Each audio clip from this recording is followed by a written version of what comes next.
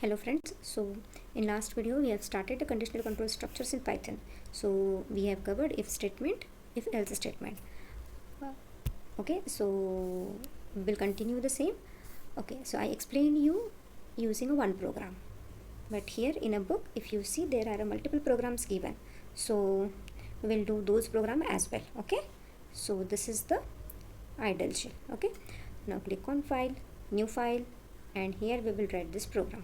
What this program is for checking whether you are eligible to vote. This is they have done using if statement. I will just explain you. They are asking user to enter the age, then they are checking if age is greater than or equal to 18 because this is the condition. Okay, then we'll print you are eligible for vote. So how we will do this? Let's start. This is untitled because we have not yet saved. Age equal to, this age will be the integer, so we'll declare it as an integer, and then we'll use the input, which is the function provided by Python. Okay, so we are asking user to enter the age, close the inner parenthesis and close the outer parenthesis. So as I told you, how many opening parentheses you have to close all, else it will give you error. Condition, what is the condition? Age is greater than or equal to 18. Do not forget colon. Syntax of the if statement: print you are eligible to vote. Okay, now save this program, either Control S or from Python menu you can save this. Okay, so Python, no, so we'll save in this demo. What is this? Program 2. Okay, Python file you can see here, and I'll run now this file. Okay, so run, enter the age. So suppose 19 I enter. Our condition is 19 is greater than or equal to 18, so it is printing you are eligible to vote. If I enter 18, it should actually print you are eligible to vote. Why it is not printing? We have not run it and just enter 18. Okay, so I have to go to program and then I have to run the module. Okay, so it is asking me now to enter the age, and then it will show you you are eligible to vote. Again I will run this and we will see. Okay, I'll just keep like this, run the module.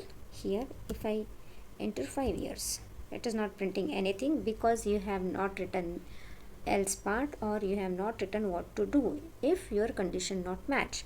Okay, so if you want to print it, you can write down here else block. We have seen this in last video how to do that. Okay, so you can practice it. Now next program we will do this program 3, program to print the largest between the two numbers. So here in program itself they just assign the numbers and then they are doing the comparison. This program is to explain if else, so I will just explain you can do the practice at home. So num1, this is a variable, and this is equal to 20 means 20 value is stored into num1. Num2 equal to 10 means 10 is stored in num2. Condition is if number 1 is greater than number 2 colon, then print number 1 is largest. If condition does not match, what does it mean? Number 2 is largest, so you have to write the else keyword colon, and then you can print number is largest. So do practice of this. If you face any problem, you can comment. Okay, so next, what is the next? Next program is to check whether the given number is even or odd. So here they are asking input to the user. Okay, so this program also I will explain you and you can do practice.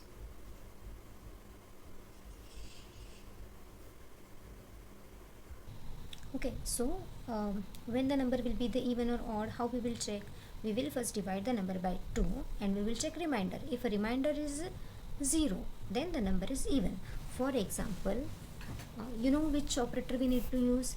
I have created the video on the same arithmetic operators. You can check that video. So modulus is the operator which is used to check the remainder. For example, here 4 modulus 2. So this will return me the remainder.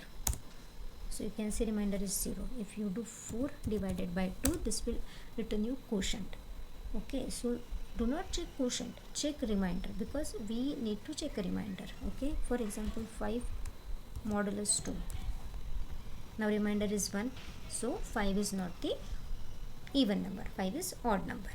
Then what we will do, whatever output of this modulus, I mean this expression, we will check if it is equal to 0. So here if you see, first line they ask number to the user, and in if condition they use two operators, num modulus 2.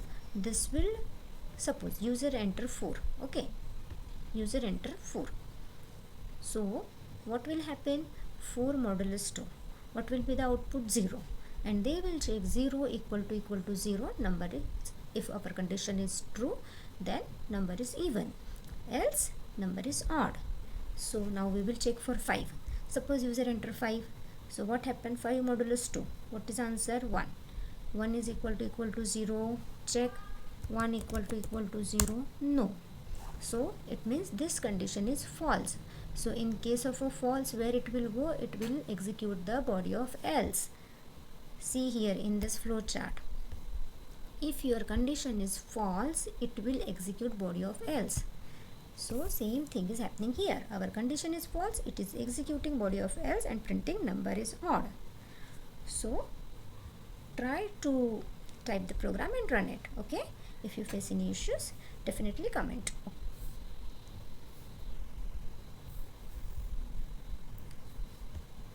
Next is if-elif-else statement. So this is a third conditional control structure supported by Python. What is a elif? Elif means else if. Else if we have a multiple conditions we need to check. For example, condition A, B, C, D. If condition A match, do this. Else if condition B match, do this. Else if condition C match, do this. In that case, we will use elif. Elif means else if. So see here example. I will first explain you this example. If light is red, then stop. If light is red, then stop. If light is yellow, then ready. If light is green, then go. Else wait for signal. Suppose you have to do program like this. Okay, in that case we will use if-elif-else statement. When multi-part decisions are involved, we can put ifs together. A multi-part decision is a chain of ifs in which the statement associated with each else is an if or elif.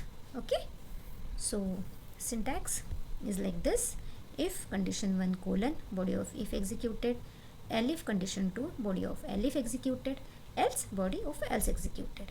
You can see here in the flow chart. Okay, condition 1 false, it go to elif. Condition elif false, go to else.